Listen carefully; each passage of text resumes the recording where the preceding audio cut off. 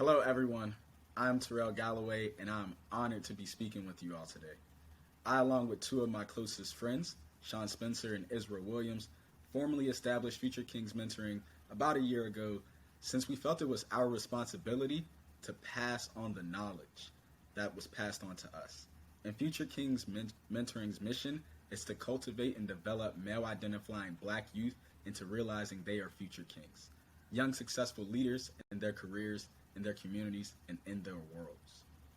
And our program aims to accomplish the mission via bi-weekly discussion-based workshops while using relatable content such as movies, music, current and historical events to talk to our students about the challenges that they face.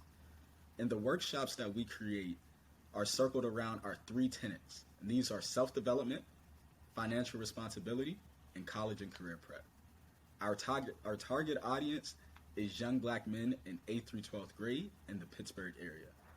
Outside of Future Kings Mentoring, though, I recently started my career in engineering by becoming a full-time substitute teacher teaching engineering design to 9th grade students. So I just want to say thank you for all that you do.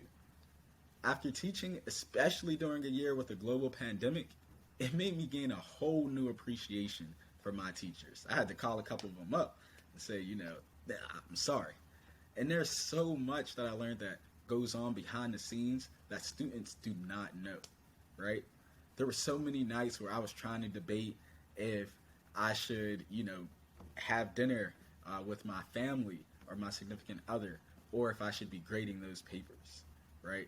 Or there would be times where I would receive an email from that one student, and we all have had that one student.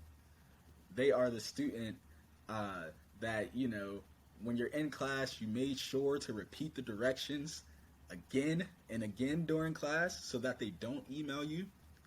Yep, that's the one that emails you when you finally start relaxing and you have that moral dilemma of what is the best way to help them. And so when I was teaching, I did realize an issue within the school system. And that was the lack of understanding of intersectionality. And intersectionality is defined as the understanding that everyone is made up of overlapping social categorizations. So this is just saying, like in the example I just pointed out, that teachers are more than teachers. That's something that students need to understand. There are teachers of color. They are white teachers, male teachers, female teachers, non-binary teachers, their spouses, their parents, or simply humans that have their own lives.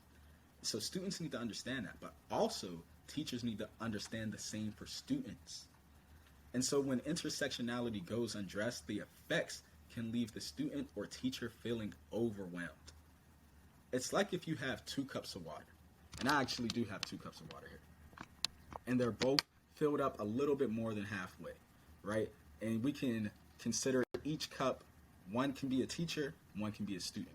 And so when the teacher goes and starts pouring into the student all these different things, then guess what's going to happen if you pour too much? It's going to overflow. And so there's a whole bunch of water on this desk right now. And so this is just a visual representation of when you give too much or you're receiving too much, or you're not addressing intersectionality, everything else going around you, you're going to feel overwhelmed. And as teachers, it is up to us to realize that the students are going to have multiple layers and variables to their lives. And we have to be willing to adjust our schedules and workloads accordingly.